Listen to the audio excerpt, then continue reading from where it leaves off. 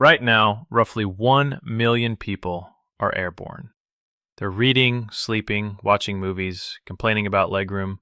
And between each of them and the outside world is a window made of 3 layers of acrylic and stretched glass, each one thinner than a credit card. On the other side of that window, the temperature is minus 57 degrees Celsius.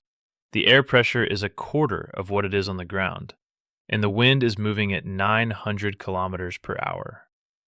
Everything that keeps you alive at 40,000 feet is artificial, pumped, pressurized, and heated by systems you can't see. And if that window breaks, all of it disappears in approximately half a second. This is, second by second, what happens to the passengers inside. First, let's understand what airplane windows actually are, because they're not what most people think. A typical passenger window is not a single pane of glass. It's a sandwich of 3 separate layers. The outer pane is structural, designed to hold cabin pressure. The middle pane is a backup, a redundancy layer that can hold full pressure if the outer pane fails.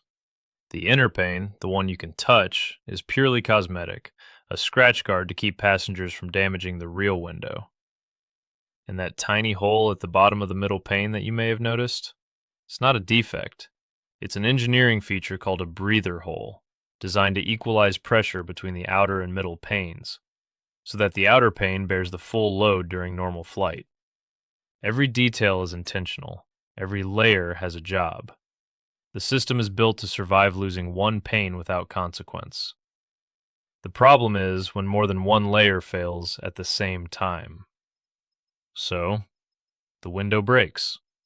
Not cracks, not chips, fully breaks. Both structural panes fail, and the cabin wall has a hole. What happens in the first second is pure physics. The air inside the cabin is pressurized to simulate an altitude of about 1,800 to 2,400 meters, roughly the pressure you'd feel in a mountain town. The air outside at cruising altitude has almost no pressure at all. The difference is enormous, about 6 to 8 pounds per square inch pushing outward against every surface of the fuselage. The moment that barrier is breached, the high-pressure air inside rushes toward the low-pressure void outside at incredible speed. This is explosive decompression, and it happens faster than your brain can process it. The first thing you'd notice is the sound, a deafening bang, louder than a gunshot, as the pressure wave tears through the cabin. Simultaneously, the temperature drops almost instantly. The cabin fills with a thick white fog as the moisture in the warm cabin air condenses in the sudden cold. The same effect you see when you open a freezer door, but violent, blinding, and everywhere at once. For a moment, you can't see, you can't hear, you don't understand what's happening, and the clock is already running. Within 2 to 3 seconds, the oxygen masks deploy. They drop from the ceiling on thin plastic tubes dangling in the chaos. The standard safety briefing tells you to put your own mask on before helping others, and there's a brutal reason for that instruction. At 40,000 feet, without supplemental oxygen, you have roughly 15 to 20 seconds of useful consciousness. That's not 15 seconds until you die.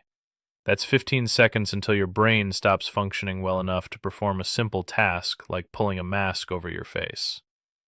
After that, you're still alive, but you're no longer capable of saving yourself. You'll sit there, hypoxic, confused, perhaps even euphoric, a well-documented symptom of oxygen deprivation, while your body quietly shuts down. Every second spent fumbling, panicking, or trying to help your child before securing your own mask is a second subtracted from a budget that has no overdraft.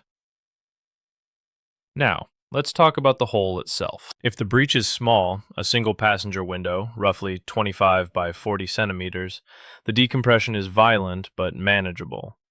The cabin will depressurize, the masks will drop, the pilots will initiate an emergency descent, diving the aircraft from cruising altitude to below 10,000 feet, where the air is breathable, in a matter of minutes.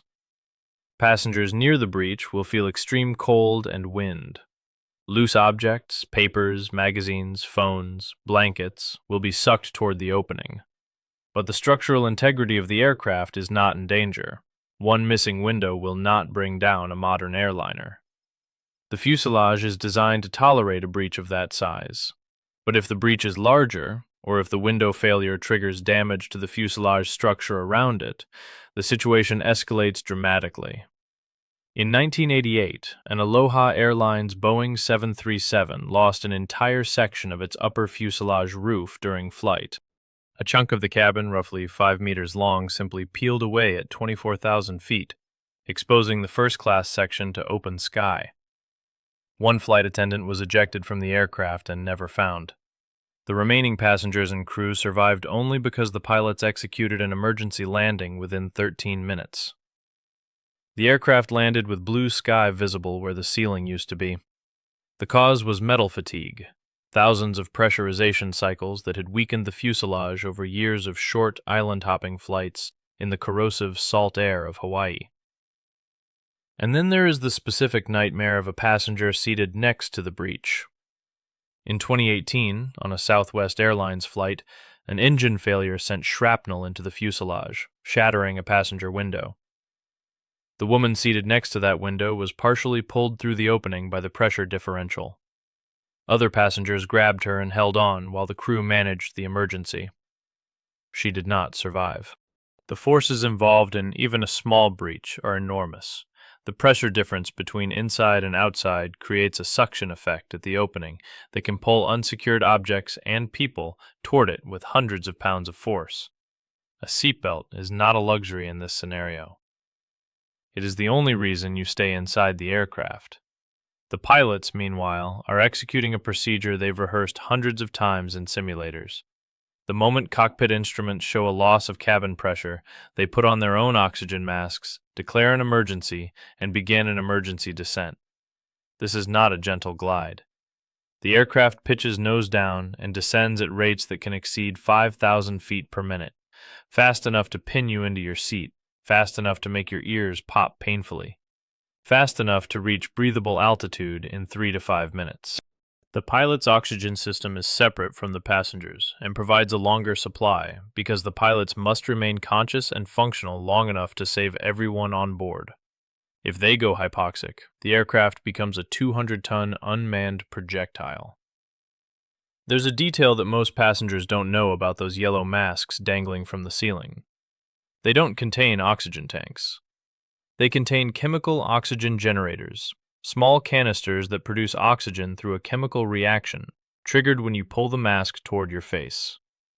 That reaction is exothermic, meaning it produces heat. The canisters get hot, sometimes extremely hot. And the oxygen supply is not unlimited. Most passenger oxygen generators provide between 12 and 22 minutes of breathable air. That's enough for the pilots to descend to safe altitude, but only barely. If the descent is delayed for any reason, turbulence, traffic, terrain, the oxygen runs out while the aircraft is still too high to breathe. The margin is thin and passengers have no way to know how much time is left in their mask. Modern aircraft are astonishingly resilient. The odds of a catastrophic window failure on a well-maintained commercial jet are vanishingly small, measured in events per tens of millions of flight hours. The triple-layer window design, the redundant pressurization systems, the automatic descent protocols, all of it works. Almost always. But the next time you settle into your seat and glance at that little oval window, notice the tiny hole in the inner pane. That hole is there because an engineer understood that pressure is a force, and forces need to be managed, not ignored.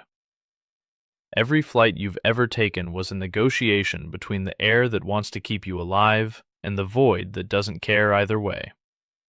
And the only thing between you and that indifference is 3 thin layers of plastic and the quiet competence of people you'll never meet.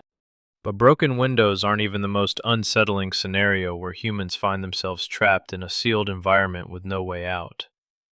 Right now, 400 kilometers above your head, 6 people are living inside a space station the size of a football field. There is no hospital. There is no ambulance. There is no doctor on most crews. And if one of them develops appendicitis, a heart attack, or a kidney stone at 3 in the morning, the nearest emergency room is a 4-hour freefall through the atmosphere away. What actually happens when an astronaut gets sick in space is a story that NASA would rather you not think about too hard. That story is next, and if you don't want to miss it, you know what to do.